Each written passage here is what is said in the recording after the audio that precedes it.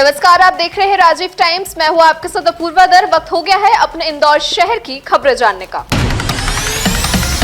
इंदौर के कुशवा नगर main road पर लोहार गली के सामने 3 दिन से सड़क पर खुला पड़ा चैम्बर फिर एक नागरिक के गिरने का कारण बना। हादसे का शिकार दिलीप हुए, जो भगत सिंह नगर के निवासी हैं। स्थानीय लोगों ने बताया कि चैम्बर सड़क पर लंबे समय से खुला पड़ा था, जो राहगीरों के लिए खतरा बन चुका था। हादसे के तुरंत बाद घायल को अस्पताल में भर्ती कराया गया, जहां उसकी हालत स्थिर बताई जा रही है। आपको बता दें कि इससे पहले भी इस मेन रोड पर निगम कार्य की चैम्बर खुले और जहरीली गैस से मौत हो गई है। प्रशासन द्वारा सुरक्षा इंतजाम नहीं होने के कारण नागरिकों को चिंता बढ़ती हुई नजर आई है। इंदौर के प्रतिष्ठित आईपीएस एकेडमी कैंपस में छात्रों के 2 गुट आपस में भिड़ गए, जिससे अचानक हिंसक माहौल हो गया। प्रदर्शनकारियों के अनुसार विवाद की शुरुआत पुरानी रंजिश और आपसी कहासुनी से हुई। शुरुआत में मामूली मामला लगा, लेकिन झगड़ा कुछ ही मिनटों में उग्र रूप ले लिया। छात्रों में लात घूंसे भी चलने लगे। घटना के दौरान कैंपस में अन्य छात्र छात्राएं भी मौजूद थे, जो डर गए और दहशत में आ गए। कई लोग सुरक्षित स्थान पर भाग उठे। कुछ छात्रों को चोटें आई हैं। घटना की सूचना मिलते ही कॉलेज प्रशासन और सुरक्षा कर्मी मौके पर पहुंचे और स्थिति को संभाला। प्रशासन ने बताया कि मामले की जांच जारी है और जिम्मेदार छात्रों के खिलाफ कार्रवाई भी की जाएगी। इस घटना ने एक बार फिर शैक्षणिक संस्थानों के ऊपर सवाल उठाए हैं। इंदौर में पेट्रोल भरवाने को लेकर हुए विवाद ने मारपीट का रूप ले लिया। 5 अप्रैल की रात रेडिसन चौराहे स्थित मालवीय पेट्रोल पंप पर यह घटना हुई। प्रारंभिक विवाद के बाद आरोपी ने पेट्रोल पंप कर्मचारी ऋषिपाल के साथ मारपीट की। घटना के बाद फरियादी कर्मचारी की शिकायत पर पुलिस ने मामला दर्ज कर आरोपी अर्पित पिता बलजीत सिंह बंगा को हिरासत में ले लिया है। पुलिस ने बताया कि आरोपी के खिलाफ आवश्यक धाराओं में कार्रवाई करते हुए मामला दर्ज हो गया है। प्रशासन ने कहा कि घटना से जुड़ी अन्य पहलुओं की भी पड़ताल की जा रही है। भविष्य में ऐसे विवाद को रोकने के लिए पेट्रोल पंप में निगरानी सख्त होगी। थाना खजराना में कल देर शाम को एक घटना हुई थी, जिसमें पेट्रोल पंप पर मालवीय पेट्रोल पंप पर एक पेट्रोल भरने की बात पर विवाद को लेकर के एक विवाद हुआ था। बात को लेकर के और उसमें जो फरियादी ऋषिपाल सिंह, जो कि पेट्रोल पंप का कर्मचारी था, उसके द्वारा थाना खजराने में मारपीट की रिपोर्ट लिखाई थी। इस पर से थाना खजराना ने तुरंत कार्रवाई करते हुए एक आरोपी अर्पित को अरेस्ट कर लिया गया है और उसको जेल भेज दिया गया है। इसमें अन्य आरोपियों की तलाश है, जल्दी उनकी भी गिरफ्तारी की जाएगी। इंदौर क्राइम ब्रांच ने अंतरराज्यीय मादक पदार्थ तस्कर वसीम खान को गिरफ्तार किया है, जो राजस्थान के प्रतापगढ़ का रहने वाला है। आरोपी पर राजस्थान और मध्य प्रदेश में पूर्व में भी करीब 2 दर्जन अपराध दर्ज हैं, जबकि इंदौर में उसके खिलाफ एनडीपीएस एक्ट के तहत 2 मामले पहले से ही पंजीकृत हैं। पुलिस ने बताया कि वसीम खान अन्य राज्यों से मादक पदार्थ खरीदकर इंदौर में सप्लाई का उत्पाद करता था। यह गिरफ्तारी पूर्व में गिरफ्तार आरोपी रिजवान खोलकर, फैजान मंसूरी और समीर और काजल उपाध्याय से मिलकर जानकारी के बाद उन्हें मुखबिर से सूचना के आधार पर पकड़ा गया है। इस कार्रवाई में कुल 24.08 ग्राम अवैध मादक पदार्थ एमडी जब्त किया गया है, जिसकी अंतर्राष्ट्रीय कीमत लगभग 2,40,000 रुपए बताई जा रही है। गिरफ्तारी के दौरान वसीम खान भागने का प्रयास कर रहा था, जिसमें उसके हाथ में चोट लगी है। आरोपी दिन दहाड़े मजबूती दिखाने रहा था। पुलिस ने अपराध दर्ज कर जांच शुरू कर दी है। धार की ऐतिहासिक भोजशाला के धार्मिक स्वरूप को लेकर मध्य प्रदेश हाई कोर्ट इंदौर खंडपीठ में सोमवार को सुनवाई शुरू हुई। याचिकाकर्ता हिंदू फ्रंट फॉर जस्टिस की ओर से एडवोकेट विष्णु शंकर जैन ने कहा कि भोजशाला कभी मस्जिद नहीं था। एसआई रिपोर्ट में भी इसे मंदिर और सांस्कृतिक शिक्षा केंद्र से जोड़ा जा रहा है। जैन के अकॉर्डिंग कोर्ट से 1935 के आदेश में संशोधित की मांग उठी थी और 24 घंटे पूजा की अनुमति देने के साथ नमाज पर पूरी तरह से रोक लगाने की अपील की है। सुनवाई दोपहर 2:30 से 2:40 के बीच में चली और मंगलवार को भी जारी रही है। एडवोकेट जैन ने कहा कि भोजशाला राष्ट्रीय धरोहर है। उन्होंने 1875 में लंदन से आई वैद्य देवी और अंबा देवी की प्रतिमाओं का हवाला देते हुए मूल स्वरूप में इसे हिंदुस्तानी और हिंदू से बताया है। साथ ही साथ कहा है कि कोर्ट में प्रस्तुत ऑटोग्राफ और फोटोग्राफ्स के आधार पर सर्वे का निरीक्षण अच्छे से किया जाना चाहिए और मंदिर की पुष्टि की जानी चाहिए। इंदौर के रंजीत हनुमान मंदिर में राम जन्मोत्सव के साथ 7 दिवसीय सांस्कृतिक और धार्मिक कार्यक्रम के समापन पर आज चलित भंडारा आयोजित किया गया है। बाबा रंजीत हनुमान मंदिर समिति द्वारा आयोजित इस भंडारे में 70 से 80 हजार श्रद्धालु के शामिल होने की संभावना है। भंडारा शाम 6 बजे शुरू होकर श्रद्धालुओं के लिए चालू होगा। एसडीएम गोपाल वर्मा और मंदिर पुजारी दीपेश व्यास ने बताया कि जिला प्रशासन और पुलिस ने सुरक्षा और भीड़ नियंत्रण की पूरी व्यवस्था की है। मंदिर परिसर के साथ स्थित विशाल मैदान में भंडारे का आयोजन किया जाएगा। मंदिर समिति ने प्रसादी का संपूर्ण प्रबंधन किया है। प्रशासन और मंदिर प्रबंधन ने आम जनता से अपील की है कि अधिक से अधिक आकर इस भंडारे का आनंद ले। यहाँ पर रणजीत हनुमान मंदिर इंदौर में आज चलित भंडारा है। परंपरागत अनुसार कई वर्षों से चला आ रहा है। भंडारे की पूरी तैयारी यहाँ पर की हुई है। सभी श्रद्धालुगण शाम को जो 6 बजे के बाद से ये भंडारे का कार्यक्रम शुरू हो जाएगा और अनवरत चलता रहेगा।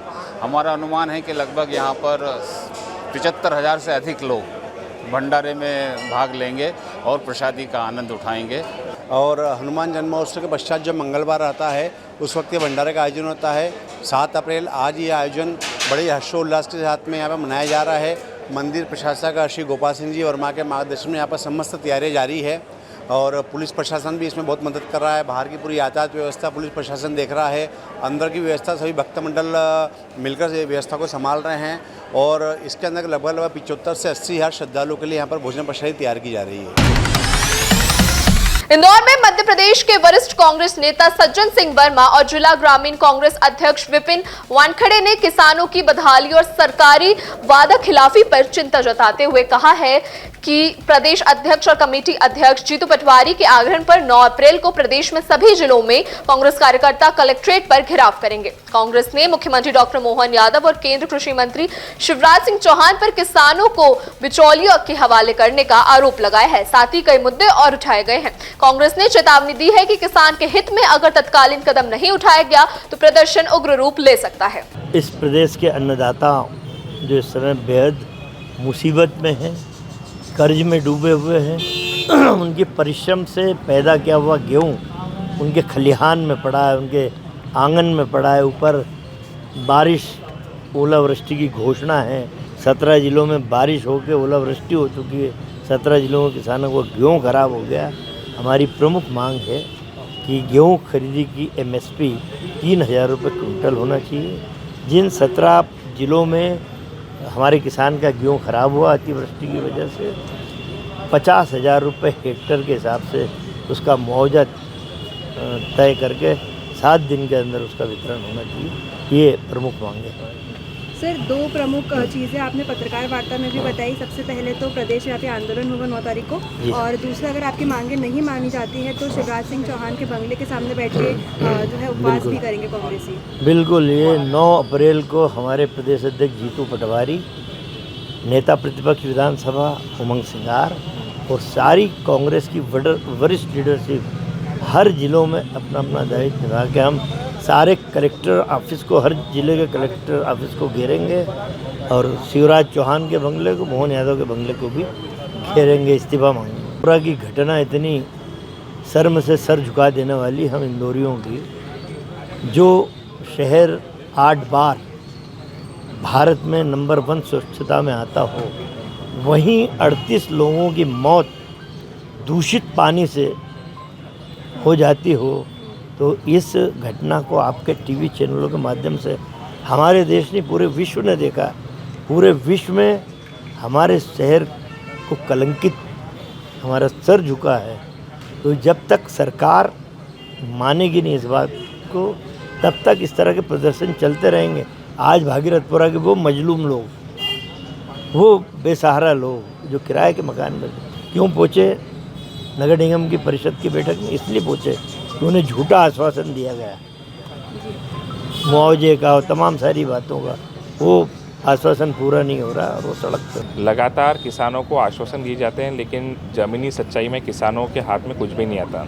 चाहे वो हम किसानों को मुआवजे की बात करें, चाहे हम फसल के दाम की बात करें, चाहे हम फसल की खरीदी की बात करें, हर प्रकार से मध्य प्रदेश की सरकार ने किसानों को हमेशा सिर्फ और सिर्फ ठगने का काम किया है। जबकि देश के कृषि मंत्री खुद मध्य प्रदेश आते हैं, लेकिन उसके बावजूद भी आज अगर हम देखें तो सबसे ज़्यादा दुर्दशा कहीं पे किसानों की है तो मध्य प्रदेश में है। तो हमारी मांग है कि किसान भाइयों की ये सब जो समस्या हैं इनका निराकरण होना चाहिए, किसानों की मांगें पूरी होना चाहिए और इसी के विरुद्ध 9 तारीख को हम लोग कलेक्टर कार्यालय पे प्रदर्शन भी करेंगे। प्रदेशव्यापी आंदोलन है, मध्य प्रदेश के हर जिले में कलेक्टर कार्यालय पे कांग्रेस पार्टी आंदोलन करेगी। जी बिल्कुल, निश्चित तौर पर भागीरथपुरा के निवासी पहुँचे और ये भारतीय जनता पार्टी के लिए शर्मनाक बात है। भारतीय जनता पार्टी को चुल्लू भर पानी में डूब मरना चाहिए। आज इतना लंबा समय हो चुका है, लेकिन उसके बावजूद भी भागीरथपुरा के निवासी जिनकी मृत्यु हुई उन्हें अभी तक के न्याय नहीं मिला है। सवाल ये नहीं है कि वो वहाँ पर पहुँचे, सवाल ये है कि भागीरथपुरा के पीड़ित लोग आज नगर निगम क्यों पहुँचे, ये सवाल है। तो क्यों इसीलिए पहुँचे क्योंकि लगातार इतने समय से वो लोग भी मांग कर रहे हैं, कांग्रेस पार्टी भी मांग कर रही है। 1-1 करोड़ रुपए का मुआवजा उन्हें दिया जाना चाहिए। मुआवजा नहीं दिया गया है, मात्र 2-2 लाख रुपए का मुआवजा दिया गया है, जबकि 1.5 लाख रुपए तो कांग्रेस पार्टी ने अपनी तरफ से स्वयं के व्यय से 1.5 लाख रुपए दिए। तो सरकारी खजाने में कोई कमी ऐसी तो थी नहीं कि जो पीड़ित लोगों को सहायता नहीं दी जा सके। तो विभिन्न प्रकार की उनकी मांगे हैं जो अभी तक पूरी नहीं हुई हैं, और कांग्रेस पार्टी पूर्ण रूप से भागीरथपुरा के एक-एक रहवासी के साथ खड़ी है। इंदौर में देवी अहिल्या विश्वविद्यालय में छात्रों के हित की अनदेखी और प्रशासनिक समस्या के विरोध में 7 अप्रैल यानी आज मंगलवार को एनएसयूआई ने आरएनटी परिसर में विशाल जंग पर प्रदर्शन करते हुए यहां पे साथ इकट्ठे हुए हैं। प्रदर्शन में सैकड़ों छात्र और हजारों एनएसयूआई कार्यकर्ता मौजूद रहे। प्रदर्शनकारियों ने विश्वविद्यालय प्रशासन की नीतियों और परीक्षा परिणाम को लगातार देरी और खिलाफ जताते हुए इसमें नारेबाजी की। एनएसयूआई के पदाधिकारियों का कहना है कि अब छात्र समय पर परीक्षा और परिणाम नहीं पा रहे हैं। कई बार ईमानदारी से पढ़ाई करने वाले छात्र भी पीछे रह जा रहे हैं और फेल खोलने की खबर आई है। छात्रों का आरोप है कि विश्वविद्यालय प्रशासन के साथ वार्ता करना असंभव हो गया है, इसलिए उन्होंने जनहित में विरोध प्रदर्शन की मांग उठाई है। प्रदर्शन के दौरान छात्र कुलपति से मिलने का प्रयास कर रहे थे, लेकिन पुलिस ने बैरिकेडिंग कर रास्ता रोक दिया था। पुलिस द्वारा उन्हें आतंकवादियों की तरह खदेड़ा गया। झड़प में आधे दर्जन से ज्यादा कार्यकर्ताओं को गिरफ्तार किया है। मीडिया से बातचीत में कार्यकर्ताओं ने बताया तमाम पदाधिकारियों के साथ मिलकर एक जंगी प्रदर्शन किया जा रहा है। कार्यकर्ताओं ने बताया जो छात्र पढ़ते हैं उनके साथ अन्याय हो रहा है और ये हम सहन नहीं करेंगे। इससे पहले भी छात्र पढ़ते थे और ईमानदारी से रिजल्ट आता था। अभी फिलहाल मध्य प्रदेश का छात्र छोटे घाव से निकलकर देवी अहिल्या विश्वविद्यालय में पढ़ने आता है, पर एग्जाम समय पे होने ना ही रिजल्ट समय पे आता है, जिससे छात्र परेशान हैं। समय पर परीक्षा और परिणाम जारी करना, कॉपियों की जांच योग्य और निष्पक्ष शिक्षकों से कराना छात्रों को बेवजह फेल न करने की प्रमुख मांगों में आता है। संगठन ने इसे छात्र हित में रक्षा के बारे में बताया और आंदोलन आगे भी जारी रह सकता है, ऐसी भी चेतावनी दी है।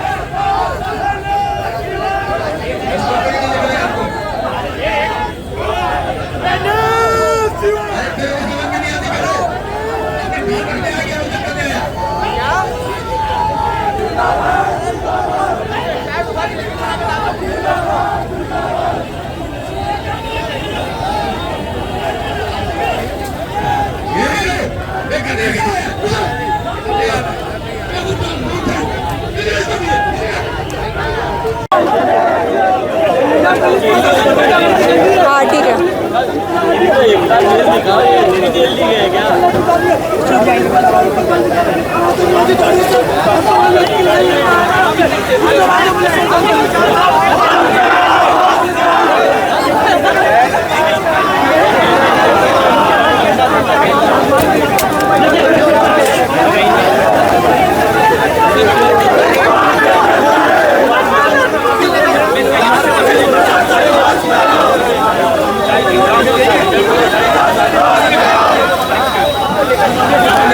कार्यकर्ता भी पहुंचे हैं, पदाधिकारी भी पहुंचे हैं। प्रदेश अध्यक्ष जी भी आए, हमारे जिला अध्यक्ष अजय पटेल जी और पूरे पदाधिकारियों के साथ हमने एक जंगी प्रदर्शन करके इस देवी अहिल्या यूनिवर्सिटी के अंदर बैठे हुए जिम्मेदार लोगों और उनके नाक के नीचे जो दलाल कार्य कर रहे हैं उनको बाहर निकालने के लिए ये प्रदर्शन किया है। यहाँ देवी अहिल्या यूनिवर्सिटी में आप लोग भी पढ़ें, हम लोग भी पढ़ें, निरंतर आज बच्चे पढ़ रहे हैं। उनके साथ में वो न्याय नहीं हो रहा है जो हमारे साथ न्याय हुआ करता था। ईमानदारी से हम पढ़ते थे, ईमानदारी से रिजल्ट भी आता था, ईमानदारी से बच्चा भविष्य को सुनहरा बनाता था। अभी फिलहाल के अंदर मध्य प्रदेश का बच्चा गांव-गांव से निकल के देवी अहिल्या यूनिवर्सिटी में बड़े विश्वास के साथ पढ़ने आता है। अब एग्ज़ाम समय पे ना होना, फिर रिजल्ट समय पे ना देना, फिर उन्हें एटी दे देना, एटी के बाद यूनिवर्सिटी के चक्कर लगवाना, फिर दलालों की सक्रियता बढ़ाकर उनको ज़बरदस्ती एटी के बहाने उगाही करना, ये सारी गतिविधियाँ दिख रही हैं। मैं समझता हूँ ये अनियमितताएँ और अन्याय का पक्षधार हैं। तो देवी अहिल्या यूनिवर्सिटी जो माँ अहिल्या हमारी पावन नगरी है और उनके नाम पर है, यहाँ पर किसी प्रकार का दाग पहले नहीं रहा। बच्चों के साथ ईमानदारी से शिक्षा का हमेशा लेन देन होता रहा। यहाँ पर पुलिस बल तैनात किया, पुलिस बल तैनात, देखिए हम बात करने आए थे, कोई मिलना नहीं, आपसे क्या कहना चाहें? देखिए शिक्षा को लेकर जो यहाँ पर अनियमितताएं पा रही, उनको लेकर हम कुलपति से मिलना चाहते थे, रजिस्ट्रार से मिलना चाहते थे। हुआ क्या, पुलिस ने यहाँ बैरियर लगा के हमें रोक दिया, अंदर जाने से बिल्कुल मना कर दिया। पुलिस कहती है हमें बता दो। अरे शिक्षा आपको क्या बताते, शिक्षा की व्यवस्था आपके हवाले मांगे। आप समय पे एग्ज़ाम लीजिए, समय पे आप रिजल्ट दीजिए, एटी आप ज़बरदस्ती मत दीजिए। आप पढ़े लिखे टीचर से कॉपियाँ चेक कराइए। आप पढ़े लिखे उन सब्जेक्ट से रिलेटेड टीचरों से कॉपियाँ चेक नहीं करा रहे हो। जब वो रीचेक कराता है तो नंबर कुछ और आते हैं। इसका मतलब ये है कि अंदर जो पूरी तरीके से कार्य हो रहा है आज देवी अहिल्या यूनिवर्सिटी में, वो शर्मसार करने वाली घटनाएं हैं। हाँ, किया गया था, प्रदर्शन किया गया था, समुचित इंतजाम लगाए गए थे। चूँकि व्यस्तम इलाका है, रास्ता अवरुद्ध नहीं हो, ऐसे इंतजाम लगाए गए थे। कुछ लोगों के द्वारा रास्ते को अवरुद्ध करने का प्रयास किया गया, तो कुछ लोगों को प्रिवेंटिव मेजर्स लेकर गिरफ्तार किया गया है। शेष लोगों को तितर बितर करके अपने अपने घरों को रुख किया गया है। सर कितने लोगों को गिरफ्तार किया गया है? सर हमको 1 मिनट बोलना है आपके हाथ में। सर कितने लोगों को गिरफ्तार किया? तो सुनिए हमारी भी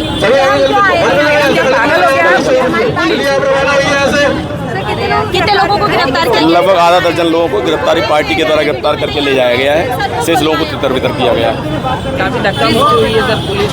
हाँ, चूँकि व्यस्तम जगह है और इसको जल्दी क्लियर करवाना तो ज़्यादा लंबे समय तक ट्रैफिक को नहीं रोक कर रख सकते थे, इसलिए उनको तितर बितर करने के लिए प्रयास किया गया है और समुचित तरीके से, शांतिपूर्ण तरीके से धरने प्रदर्शन को समाप्त कराया गया। सर लाठीचार्ज भी किया गया है? लाठीचार्ज नहीं, तितर बितर किया गया है, कोई किसी प्रकार का फोर्स इस्तेमाल नहीं किया गया। लगभग आधा दर्जन लोगों को गिरफ्तार करके जेल वाहन से भेजा गया है।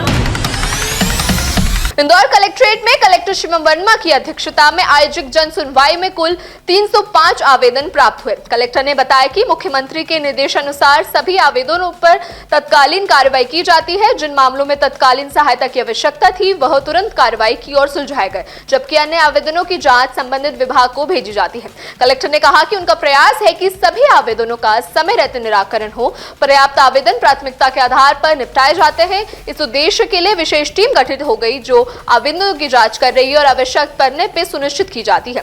उन्होंने आश्वासन दिया है कि जन सुनवाई के माध्यम से सभी नागरिकों की समस्या का शीघ्र निवारण किया जाता है। देखिए, माननीय मुख्यमंत्री जी के निर्देशानुसार हमारी जन सुनवाई आयोजित की गई है और 305 के लगभग हमारे पास आवेदन आए हैं। कुछ प्रकरणों में जहां तत्काल कोई सहायता करनी थी वो उन प्रकरणों पर तत्काल कार्रवाई कर दी गई है। जिन आवेदनों पर हमको जांच की आवश्यकता थी, चाहे वो राजस्व संबंधी हो, कुछ पुलिस संबंधी हो या फिर अन्य विभागों के हो, तो उनको जांच के लिए दिया गया है ताकि वो समय पर उसकी जांच करके और जो भी निराकरण है वो करें। हमारा निरंतर प्रयास है कि सभी आवेदनों पर तत्काल समय सीमा में कार्रवाई हो। इंदौर के तपस्या अपार्टमेंट में एक अवैध फैक्ट्री का मामला सामने आया है, जिसमें पॉलिथीन बैग और एक्सप्लोजिव मटेरियल संग्रहित किया गया है। स्थानीय निवासी ललित नम ने कलेक्टर से शिकायत कर इस खतरे की जानकारी दी। कलेक्टर ने एसडीएम मल्हारगंज को तत्कालीन कार्रवाई के निर्देश दिए और आश्वासन दिया है कि शाम तक इस पर कार्रवाई हो जानी चाहिए। उन्होंने बताया कि इसके तहत अवैध स्टोरेज में आसपास के लोगों को जान का खतरा बना हुआ है, दुर्घटना और भी गंभीर हो सकती है। कलेक्टर ने उल्लेख किया कि कल तिगाड़िया बासा में भी इस तरह की कार्रवाई की गई थी, जहां 22,000 लीटर पदार्थ जब्त किया गया था। उन्होंने कहा कि भविष्य में भी अवैध स्टोरेज के खिलाफ कार्रवाई की जाएगी। स्थानीय निवासी ललित ने बताया कि फैक्ट्री के कारण वे लगातार परेशान हैं और अपनी जान को खतरे में महसूस कर रहे हैं। उन्होंने कलेक्टर से आग्रह किया है कि इस पर तत्कालीन बंद किया जाए। उसके बेसमेंट में पिछले 2 साल से फैक्ट्री चल रही है जो कि पॉलीथीन बैग्स और एक्सप्लोजिव मटेरियल को रखती है। ये मेरी छठी जन सुनवाई जिसके अंदर मैंने आके आज कलेक्टर साहब से विनती करी थी कि इसके ऊपर त्वरित कार्रवाई की जाए, वरना ब्रजेश्वरी में जैसा कोई एक्सीडेंट हुआ है वैसा एक्सीडेंट नहीं हो, क्योंकि एक्सप्लोजिव्स भी वहाँ स्टोर करते हैं और प्लास्टिक के बैग्स बनाते हैं वहाँ पे बेसमेंट में हम गाड़ियाँ पार्क इसलिए नहीं कर पाते कि वहाँ उन्होंने स्टेयरकेस बना दी जो रैम्प था उसकी जगह बिल्डर ने। ये मेरी शिकायत है। कलेक्टर साहब ने कहा है कि आज शाम तक इसके ऊपर कार्रवाई हो जाएगी। उन्होंने एसडीएम जो मल्हारगंज है डॉक्टर निधि वर्मा जी से बात करी है। मैंने जब कलेक्टर साहब से पूछा कि मुझे फॉलोअप के लिए किसी से मिलना है क्या, तो उन्होंने कहा आज शाम तक कार्रवाई हो जाएगी। मतलब मंगलवार आज 7 अप्रैल वाले दिन बोले शाम तक आज कार्रवाई हो जानी चाहिए। इस पक्ष को देख लेंगे, लेकिन चूंकि आज ये संज्ञान में विषय आ गया है, तत्काल हम लोग इस पर कार्रवाई करा रहे हैं। क्योंकि जैसे कल भी हम लोगों के एक संज्ञान में आया था जहाँ तिगड़िया भाषा में जहाँ पर एक कार्रवाई की गई थी, चूँकि बड़ी मात्रा में वहाँ पर सॉल्वेंट और थिनर वगैरह जैसा अत्यंत ज्वलनशील पदार्थ पाया गया था। लगभग 22,000 लीटर का इसको जब्त करके कार्रवाई की जा रही है। चूँकि ऐसे सभी स्थानों पर जहाँ पर इस प्रकार के अगर अवैध स्टोरेज होते हैं तो उससे दुर्घटना की आशंका रहती है और जनहानि की भी आशंका बनी रहती है। तो ऐसे में तत्काल कार्रवाई करते हुए हम लोगों ने कल भी ये कार्रवाई की थी। आज भी चूँकि संज्ञान में आया है तो हम लोग चूँकि यहाँ प्लास्टिक वगैरह का स्टोरेज भी ऐसा बताया जाता है हो रहा है, तो इस पर तत्काल कार्रवाई कर रहे हैं। जनसुनवाई में नेहरू नगर निवासी ऋतिक सिंगल ने अपने 2 नाती पोतों के भरण पोषण और शिक्षा के लिए आर्थिक सहायता की मांग उठाई है। मामले की गंभीरता को देखते हुए कलेक्टर ने दोनों बच्चों को 12-12 हजार रुपए की सहायता देने का निर्णय लिया है। ऋतिक ने बताया कि उनके पुत्र का निधन हो चुका है और बहू भी दूसरी शादी कर ली है। दोनों बच्चे उनके साथ रहते हैं। वे स्वयं कैंसर पीड़ित है और आय का कोई सहारा नहीं है, जिसके चलते बच्चों को संभालना मुश्किल हो रहा है। कलेक्टर ने कहा कि बच्चों के माता पिता साथ नहीं है, दादा दादी भी गंभीर बीमारी से जूझ रहे हैं, इसलिए सहायता प्रदान की गई है। ये राशि बच्चों की पढ़ाई और भरण पोषण के उपयोग होगी। इसके मदद के बाद ऋतिक सिंगल ने प्रशासन का आभार व्यक्त किया है। मैं यही मदद लेना चाहती हूँ कि जो मैंने 3 साल से मैंने जो बाल विकास केंद्र में डाला था आवेदन, उसके स्टेट बैंक से मेरे को खाता भी खुलवा लिया बच्चों का, लेकिन अभी तक पैसा नहीं आया। तो मैं कलेक्टर साहब के पास में आई थी, तो उनको बहुत बहुत शुक्रिया, बहुत बहुत धन्यवाद सर को कि उन्होंने मेरे बच्चे के लिए 12-12 हजार रुपये अकाउंट में डालने के लिए बोले हैं। मदद के लिए भाई पढ़ाई के लिए हो, बच्चों को लालन पोषण करना, क्योंकि मैं कैंसर पेशेंट हूँ, मेरे को मतलब किसी का योगदान नहीं है, इसलिए मैं बोल रही थी कि मेरे जो 3 ये बच्चे मेरे पोते हैं। अच्छा। एक पोता और एक पोती है। पिताजी शांत हो गए, माँ ने दूसरी शादी कर ली। आपके पास होते हैं? हाँ, ये मेरे पास में रहते हैं, मैं ही रखती हूँ और मैं कैंसर पेशेंट हूँ। देखिए, हमने उनकी तत्काल सहायता करी है ताकि वो उनका मतलब भरण पोषण हो, और जो चूँकि पोते पोती थे तो पोते पोती का भी भविष्य उज्जवल हो, इसके लिए मुख्यमंत्री बाल आशीर्वाद योजना के उनका नाम जोड़ा गया है और बच्चों का भविष्य उज्जवल हो, इसके लिए हम लोग पढ़ाई की व्यवस्था भी कर रहे हैं। इंदौर कलेक्ट्रेट में आयोजित जनसुनवाई के दौरान एक किडनी मरीज को बड़ी राहत मिली है। कलेक्टर शिवम वर्मा ने रेड क्रॉस के माध्यम से पीड़ित को 30,000 रुपए की आर्थिक सहायता दी है। मरीज की दोनों किडनी खराब हो चुकी हैं, वे डायलिसिस पर हैं। किडनी ट्रांसप्लांट से पहले आवश्यक जांच के लिए उसे आर्थिक मदद की जरूरत थी। जनसुनवाई में आवेदन करने पर प्रशासन ने तुरंत सहायता उपलब्ध कराई। पीड़ित ने बताया कि अस्पताल से जानकारी मिलने के बाद वे मंगलवार को जनसुनवाई पहुंचे। यहाँ उनसे समस्या सुनते ही तत्कालीन मदद मिल गई। आर्थिक सहायता मिलने पर मरीज ने सरकार और कलेक्टर को धन्यवाद दिया है। उन्होंने कहा है कि प्रशासन इसी तरह जरूरतमंदों की मदद करते रहे तो अच्छा होगा। मोहन यादव साहब का बहुत बहुत धन्यवाद करता हूँ। मेरी दोनों किडनी खराब हो गई हैं, डायलिसिस चल रहा है, उसके किडनी ट्रांसप्लांट के लिए मुझे जांचों के लिए पैसों की आवश्यकता थी, जो मदद हुई है मेरी। कलेक्टर साहब ने मुझे 30,000 रुपये की मदद करी है जांचों में।